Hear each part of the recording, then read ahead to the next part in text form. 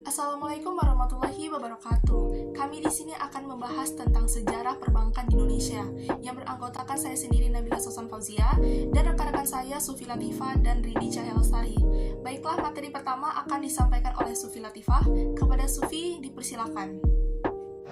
Kalian tahu nggak sih sejarah perbankan di Indonesia? Yuk, sini, simak videonya. Sejarah perbankan di Indonesia tidak terlepas dari zaman penjajahan Hindia Belanda.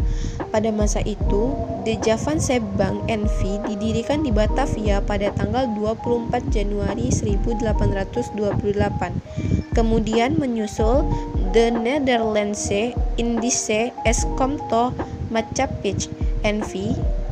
pada tahun 1918 sebagai pemegang monopoli pembelian hasil bumi dalam negeri dan penjualan ke luar negeri, serta terdapat beberapa bank yang memegang peranan penting di Hindia Belanda.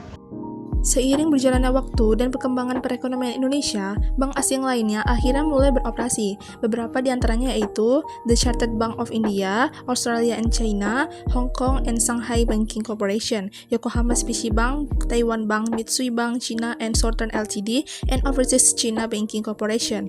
Menjelang Perang Dunia Kedua, Hindia Belanda melikuidasi 3 bank Jepang yang beroperasi pada saat itu. Setelah Indonesia merdeka, De Javaanse Bank mulai beroperasi kembali dan berfungsi sebagai bank sentral. Akhirnya pada tahun 1951, De Javaanse Bank dinasionalisasi berdasarkan Undang-Undang Nomor 24 Tahun 1951. Pada tanggal 2 Januari 1946, Gubernur Jenderal Hindia Belanda memberikan izin pembukaan kembali bank Belanda yang ada di Indonesia. Akhirnya, pada tahun 1953, untuk memberikan kemudahan menjalankan kebijakan moneter dan kebijakan perekonomian lainnya, ditetapkan Undang-Undang Pokok Bank Indonesia yang tertera dalam Undang-Undang Nomor 11 Tahun 1953.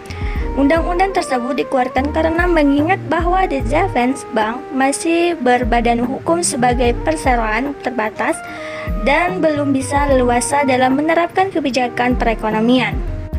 Pada tahun-tahun berikutnya, pemerintah Indonesia meresmikan Bank Rakyat Indonesia sebagai bank pemerintah pertama di Indonesia. Pada waktu tahun 1960, Bank Koperasi Tani dan Nelayan dibentuk. Tahun 1946, Bank Negara Indonesia didirikan dengan berkedudukan sebagai bank sentral. Akhirnya, ketika reformasi meja bundar, pemerintah Indonesia dan Belanda setuju untuk mengubah fungsi Bank Negara Indonesia menjadi bank umum, yang awalnya menjadi bank sentral. Baiklah, apakah kawan-kawan semua sudah memahami bagaimana sejarah perbankan di Indonesia?